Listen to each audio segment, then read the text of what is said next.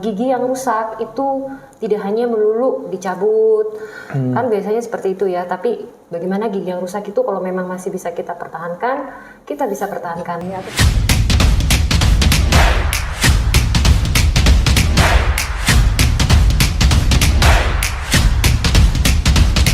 Assalamualaikum warahmatullahi wabarakatuh. Jumpa lagi di channel Review Bisnis Teman. Nah, sekarang saya sedang ada di klinik Dr. Mega Sutandi SPKG ya, Dok ya. Nah, ini saya di sini kenapa? Karena saya mengajak ini teman saya ini giginya lagi sakit, diperiksa langsung ya. Ternyata lubang ya, Dok ya. Nah, mungkin dokter bisa cerita dulu nih. Sebenarnya SPKG itu spesialis yang seperti bagaimana sih, Dok? Konservasi. Jadi SPKG itu adalah spesialis konservasi gigi, di mana kami mempelajari lebih dalam bagaimana gigi yang rusak itu tidak hanya melulu dicabut, kan biasanya seperti itu ya. Tapi bagaimana gigi yang rusak itu kalau memang masih bisa kita pertahankan, kita bisa pertahankan dan kita bisa kembalikan kembali ke bentuk seperti semula sehingga fungsinya itu bisa digunakan kembali. Jadi dengan kondisi gigi yang sudah rusak itu masih bisa dipertahankan. Tidak hanya sedikit-sedikit cabut atau rusak atau bolong cabut, bukan seperti itu. Ya, Dok. Berarti untuk gigi dicabut itu solusi paling akhir berarti gitu, Dok ya? Betul sekali. Betul sekali. Nah, tadi waktu saya lihat teman saya nih, saya kan tadi nemenin nih, Dok. Ini sakitnya apa aja sih, Dok, ini? Nah, itu. Nah, sakitnya dia itu karena banyak banget giginya yang berlubang. Dan ada beberapa gigi yang memang harus dicabut, Pak. Seperti itu. Cuman dari si pasien masih belum berani untuk melakukan tindakan pencabutan. Jadi untuk tindakan pertama hari ini dia datang ke sini, maka kita lakukan pembersihan karang gigi dulu. Seperti itu. Kemudian ada gigi yang masih bisa kita tambal dulu. Untuk pencabutannya nanti berikutnya setelah kita kasih resep dulu untuk meredakan rasa sakitnya, baru kita lakukan tindakan pencabutan. Iya benar-benar. Nanti ilmunya akan saya cabut ya ini ya. Ilmunya akan saya cabut, kodamnya saya cabut supaya berani untuk melakukan cabut gigi ya. Berani dulu soalnya. Banyak yang harus diperbaiki. Iya. Terus tadi saya ini juga baru tahu ya, ternyata untuk penambalan itu memang harus karang giginya harus dibersihkan juga, Dok ya. Sebaiknya seperti itu. Itu kenapa, Dok ya, kira-kira ya? Karena pada saat kita menambal, kalau misalnya ada karang gigi, berarti kan ada bagian gigi yang tertutup dengan karang gigi, dan itu bisa menghalangi kerja kita dalam menambal. Bisa juga mengakibatkan penambalan kita kurang bagus dengan adanya karang gigi. Seperti itu. Ya, kalau saya lihat di YouTube itu yang bersihin karang gigi itu ya, kok ngeri-ngeri juga ya, Dok ya, ternyata ya. Itu kenapa ya, Dok ya, sebabnya munculnya karang gigi itu? Banyak faktor. Karang gigi itu bisa karena kita kurang telaten dalam membersihkan gigi ya. Ada area yang mungkin tidak bisa kita gapai. Nah, biasanya plak itu ketumpuk di sana, atau memang konsistensi dari air liur setiap orang kan berbeda. Ada yang pasien yang cepat tumbuh karang giginya, ada yang tidak terlalu. Jadi tergantung dari oral hygiene si pasien sendiri dan pola atau tingkah laku dari pasien dalam menjaga oral hygiene. Kaitan dengan jenis makanan sama kebiasaan untuk sikat gigi gitu, Dok ya? Bisa. Biasanya yang paling sering untuk menimbulkan karang gigi itu apa ya, Dok ya? Ya sudah pasti biasanya paling sering ya makanan yang manis. Manis. Oh, kamu kebanyakan es teh ini. Manis.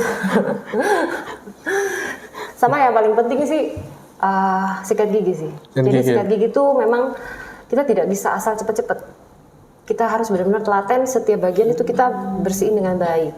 Kadang ada beberapa pasien yang hanya bersihin bagian sini aja, tapi di bagian dalam mereka tidak.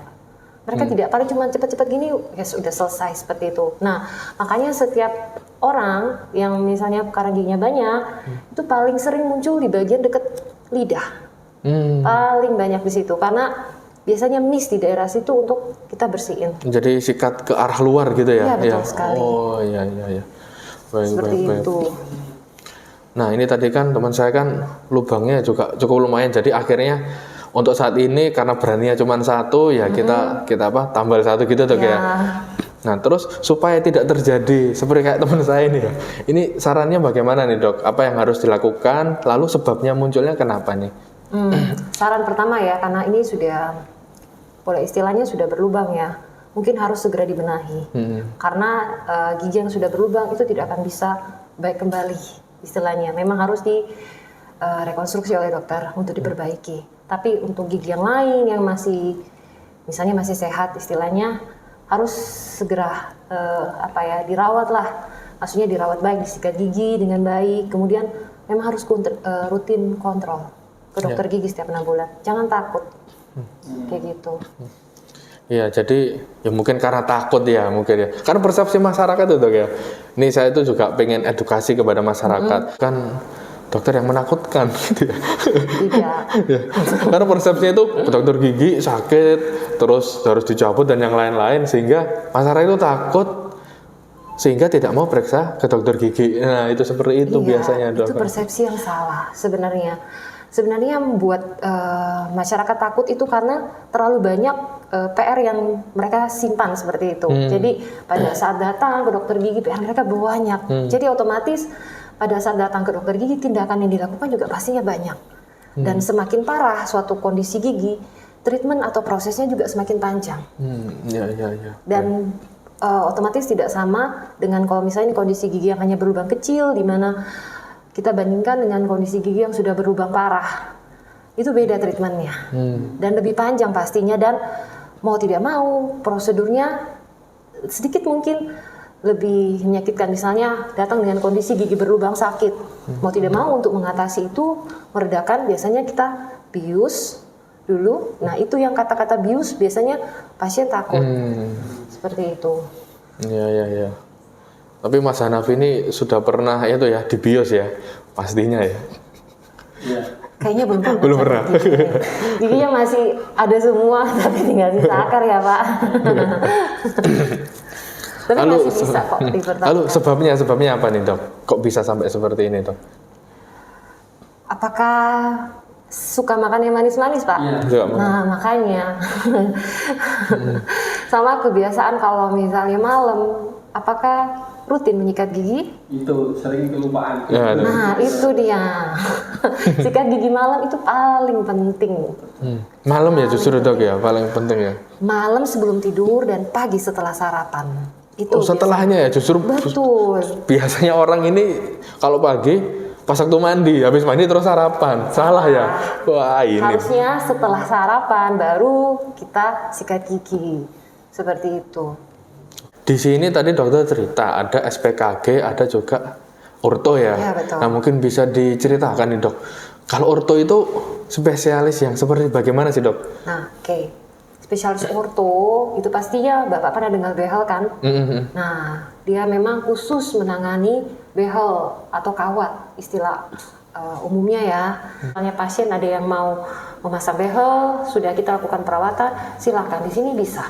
Seperti itu. Lalu kalau misalkan nih giginya nggak rata, orang itu nggak mau melakukan behel ataupun ke dokter spesialis orto gitu, yang terjadi bagaimana sih Dok? Apa itu? Kalau jika tidak melakukan itu, maka pasien akan mendapatkan apa ke depannya? Nah kita perlu lihat dulu kondisi di dalam mulut pasien, bagaimana kondisi oklusinya. Kadang ada beberapa pasien yang misalnya oklusi dia tidak bagus, itu sampai mengakibatkan kelainan sendi. Jadi sendinya itu pernah dengar istilah TMJ? Apa itu? Kelainan temporomandibular joint. Jadi pada saat kita membuka atau menutup mulut itu bisa di sini terasa sakit. Jika oklusi kita atau misalnya gigi kita di dalam itu tidak beraturan. Itu salah satu akibat kalau misalnya gigi kita tidak beraturan, bisa terjadi kelainan temporomandibular joint. Seperti itu. Tapi kalau misalnya sudah dengan melakukan perawatan, biasanya rata-rata akan sembuh jika dikembalikan ke posisi oklusi normal. Ya, berarti kalau bahasa Jawanya orang mangap itu ya, berarti bisa sakit itu Dok ya? Ya. Gara-gara giginya nggak sesuai gitu ya, tidak beraturan itu ya. Seperti itu. Baru tahu ya. Padahal kita lihat artis-artis yang pelawak-pelawak itu lucunya gara-gara itu. Ya. Tapi ternyata bahaya juga ya kalau dibiarkan ya. Orto kan juga ini, berfungsi banget dalam membuat profil muka kita menjadi jauh lebih baik. Bandingkan orang yang misalnya protrusi ya, yang giginya maju banget. Terus kalau sudah dirapiin pasti kan jauh berbeda. Iya betul. Iya bener kan, jauh lebih cantik dan misalnya jauh lebih ganteng dibandingkan orang yang giginya maju seperti ini atau yang rahang bawahnya agak maju seperti ini. Itu kan pada saat sudah rapi jauh berbeda banget.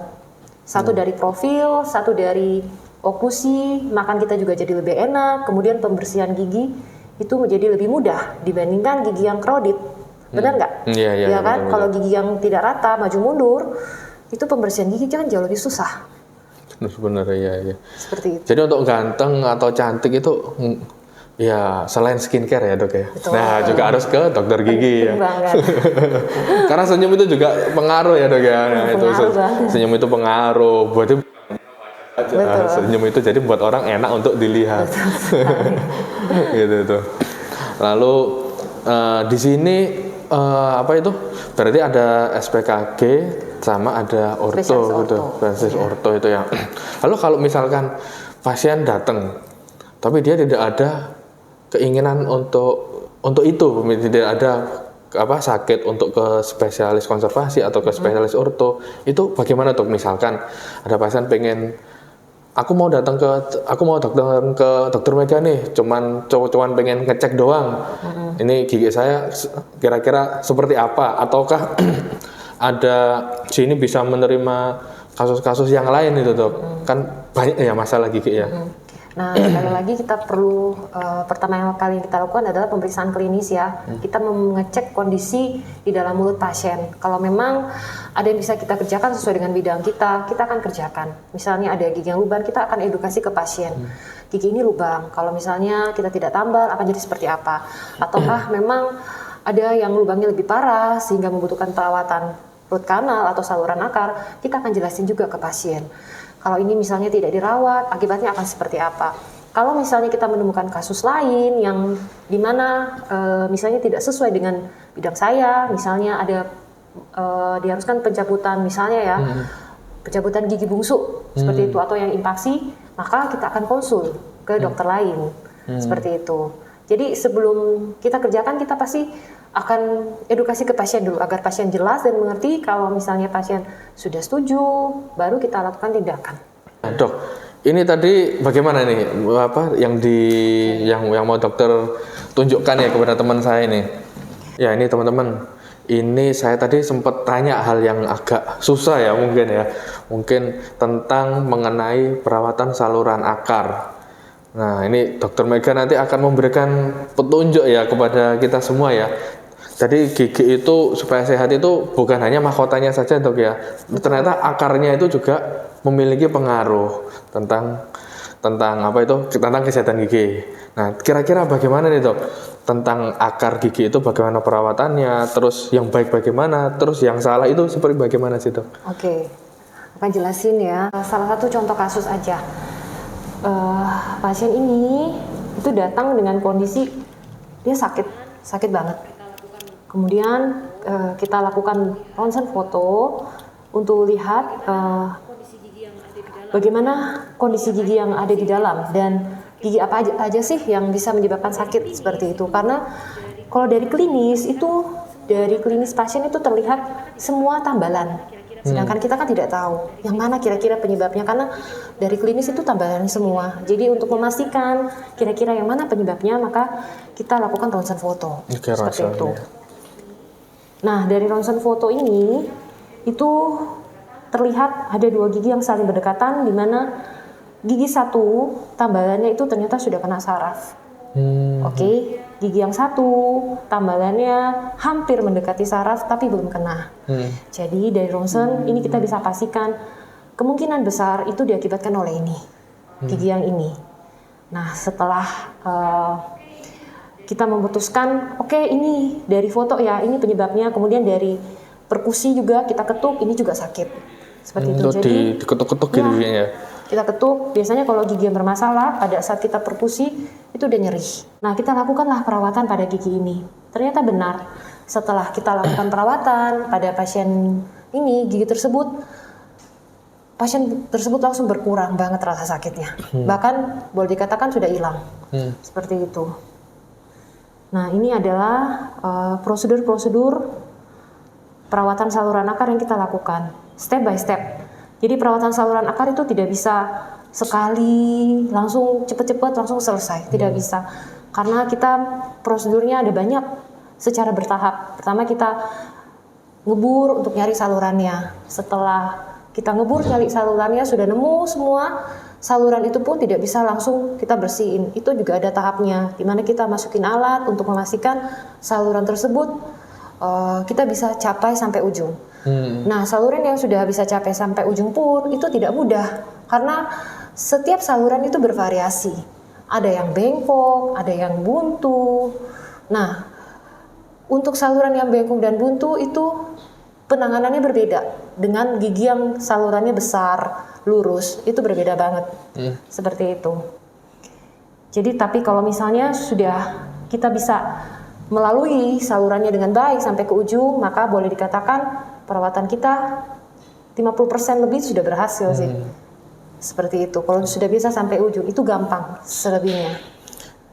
Lalu tentang akar ini dok ya, ini sebetulnya masalahnya gara-gara apa sih? Kok akar gigi ini bermasalah? Kan kita kan tidak bisa melihat sendiri ya dok ya. Kalau lubang kan bisa pakai kamera atau pakai cermin bisa. Kalau akar kan sesuatu yang tidak kelihatan. Itu taunya tanda-tandanya apa sih? Kalau misalnya seseorang sampai butuh perawatan saluran akar, itu berarti gigi tersebut pasti sudah bermasalah atau sudah infeksi lah sampai ke dalam. Awal mula itu pasti karena lubang kecil. Lubang kecil di mana pasien mungkin tidak sadar ada lubang, dibiarin, tidak rutin kontrol ke dokter. Akhirnya lubang tersebut bertambah besar. Bertambah besar, pasien masih mungkin karena takut atau apa tidak berani, ya dibiarin aja, kan tidak sakit, paling ngilu-ngilu aja. Akhirnya lama-kelamaan lubang tersebut tambah besar, kenalah saraf. Pada saat kena saraf, kadang pun pasien masih takut untuk ke dokter gigi, mereka hanya minum obat aja. Minum obat, tahan deh, tidak mau minum obat, tidak mau ke dokter, minum obat aja, redah bisa. Tapi semakin ditumpuk, suatu saat itu akan jadi bengkak besar. Seperti itu. Nah, kalau sudah bengkak besar seperti itu baru ke dokter gigi karena kaget. Tiba-tiba kok jadi besar, jadi bengkak. Seperti itu baru ke dokter gigi. Kadang itu juga agak sudah terlambat. Jadi Kayak terpaksa harus dicabut gitu ya? Iya, biasanya kalau sudah terlalu lama dibiarkan seperti itu, mahkota juga sudah semakin hilang kan.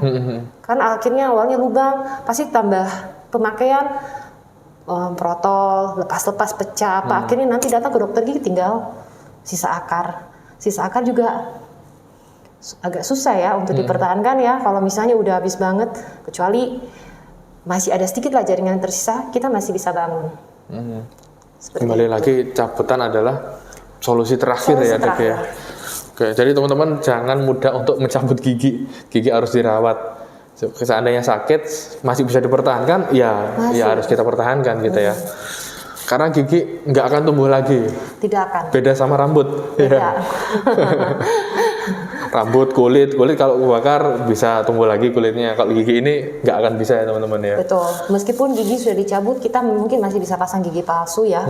Tapi gigi palsu sangat jauh berbeda dibandingkan gigi asli tentunya. Dimana kalau gigi asli lebih baik 1000% dibandingkan gigi palsu. Meskipun implan sekalipun, gigi asli kita jauh lebih baik. Tahu pernah dengar kan implan? Itu mahal luar biasa. Benar. Seperti itu. Jadi selama gigi kita masih bisa kita pertahankan, dipertahankan. Jangan sampai dicabut.